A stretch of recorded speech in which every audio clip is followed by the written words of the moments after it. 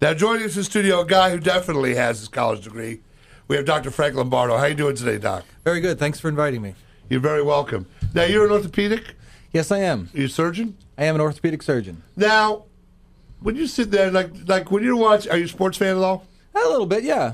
Now, when you watch sports and you see a guy go down, do you a lot of times kind of know what's wrong with him almost immediately?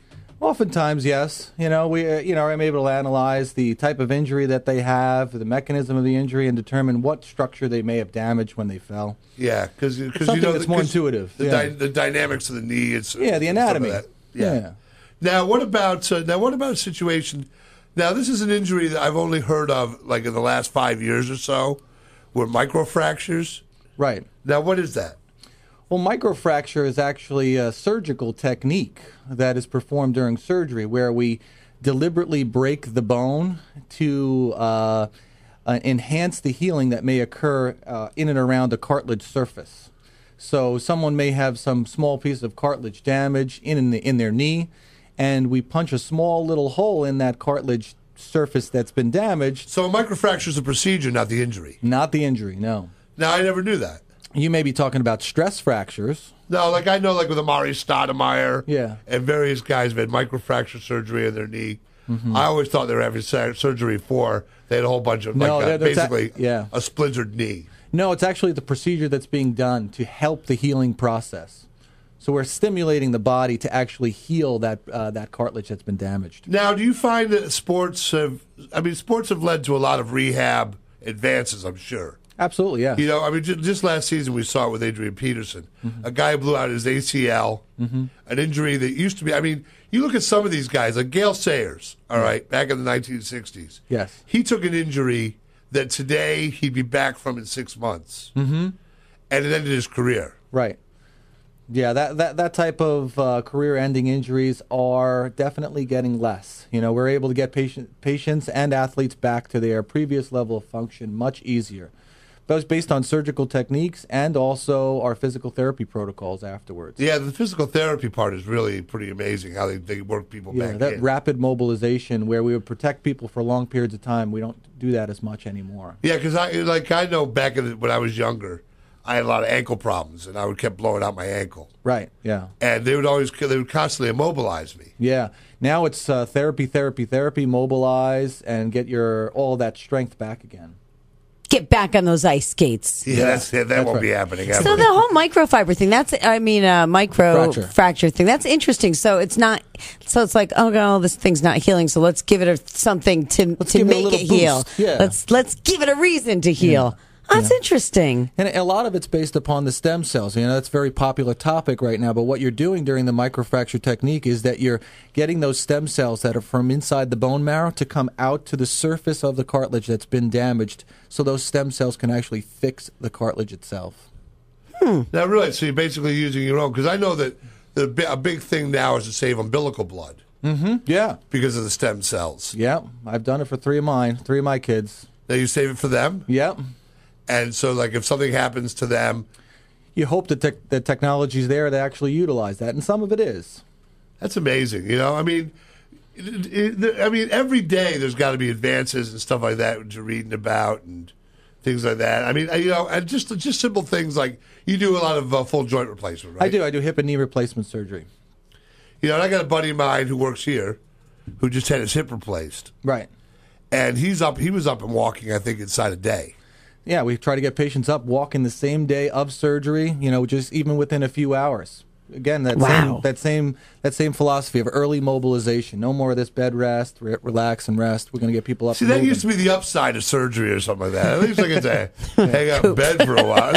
Yeah, no more of that. That's the way I see things. I'm sorry. Yeah. But how long's that been for? Like, I remember somebody's mother getting a hip replacement. Even feels like it was just maybe 5 years ago, and it was bed rest. It's definitely been more prevalent in the last 10 years, but I would say probably in the last 5 years, this very aggressive physical therapy protocol has been key to actually getting patients up and moving very quickly. There's even a few centers that are actually getting patients out of the hospital within a day after a joint replacement. Wow, and it seems like it's younger and younger people getting either that. Maybe it's not younger and younger. Maybe it's just that I'm getting older and older, and more of my contemporaries are needing this kind of thing. Maybe that's what it is. That's exactly it. We're in the demo now. Oh man! Now when somebody does a hip replacement or a knee replacement, yes. Now how long does it typically last? The average hip and knee replacements are lasting 20 to 25 years, but that's based upon an estimate that we have through all just mechanical lab testing. A lot of these components that we're using are all new, and they're newly designed, newer materials, so they could potentially last longer in the body than we're testing them for. I like to give patients, and the industry likes to give patients, kind of lower-end results, lower-end numbers, so that if it does last longer, well, fantastic. And if it's all of a sudden it needs to be replaced, like, well, you're inside that window. That's what we told you about. Yeah. Right. Yeah, absolutely. Under promise, over deliver. Yes. Try. Yeah. That's what we try. Now, what do you guys do now when you take out the bone? What do you do with the bone afterwards? Usually goes off. Can you take it home for your dog, or? It usually goes off to the pathology department. They analyze it. They look for any other problems. There have been a few patients that have actually requested to take it home. One patient actually requested to take it home, and he wanted to do some scrimshaw carving of. That's the old. Yeah, I know exactly. Yeah. I don't know how that worked out for him, but he did request. That's funny. Well, it is funny. All right, Dr. Frank Lombardo, our guest in the studio, and you have an event taking place, don't you? We do. What's going on? Dr. Stamer and I are both doing a lecture on total hip and total knee replacement. That's going to be. Get close to the microphone there, bro. That's going to be on Thursday, June 20th at Joseph Tower Auditorium, 40 Reed Place in Poughkeepsie. That's our Vassar Hospital. We encourage people to come down and ask us questions if they're thinking about it, if they have a relative that are thinking about it. Just come down and learn a little bit more. Well, now, which is easier to recover from, do you think, the knee or the hip? Hip by far. Oh, really? Now, why is that? Yeah, the hip joint is a much simpler joint. There's a lot more space for swelling to occur, so it's typically a lot less painful for patients to recover from it. Knee replacement surgery is not easy, although it's gotten a lot easier in the last several years. There's been a lot of advances with pain management and physical therapy, but hip is a much easier procedure to recover from. Really? Because it seems like every time somebody who's like, when they're like 70-something and you go, they broke a hip, and then everybody goes, that's it. That's the beginning of the end. Yeah, well, broken hip. There's a difference in what we're talking about. A hip fracture is a lot different than a patient coming in for an elective hip replacement. When a person breaks their hip, there's a lot of trauma involved in that, and they're often a little deconditioned as well. So patients that are coming in for arthritis in their hip and they're having a hip replacement is a different person than that's coming in to just having a hip repair.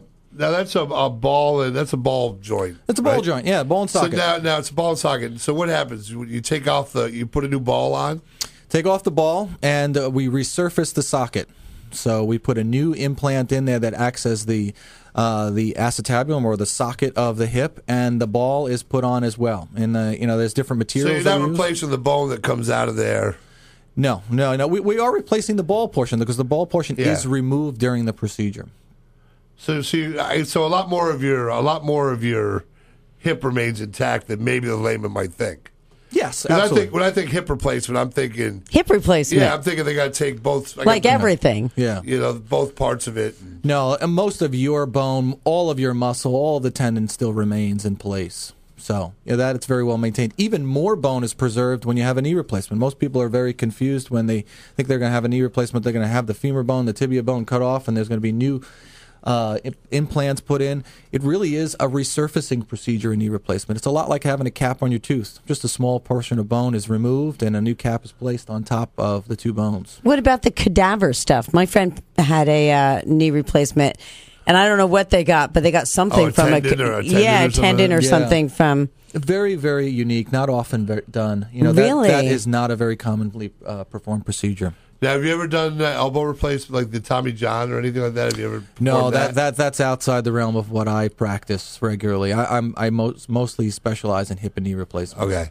Well, anyway, if you need to know more about this, Thursday, June 20th, over at the Joseph Tower Auditorium on Reed Place in Poughkeepsie, And, I'll tell you, this is one of those things. It does amaze me how many people that I know personally that have gone through hip and knee replacement surgery.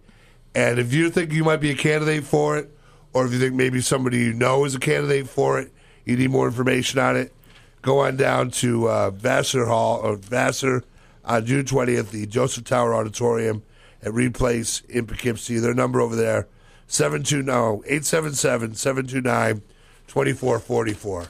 You want to get in touch with the folks. All right, Doc, thanks a lot. I appreciate your time today. Thanks a lot.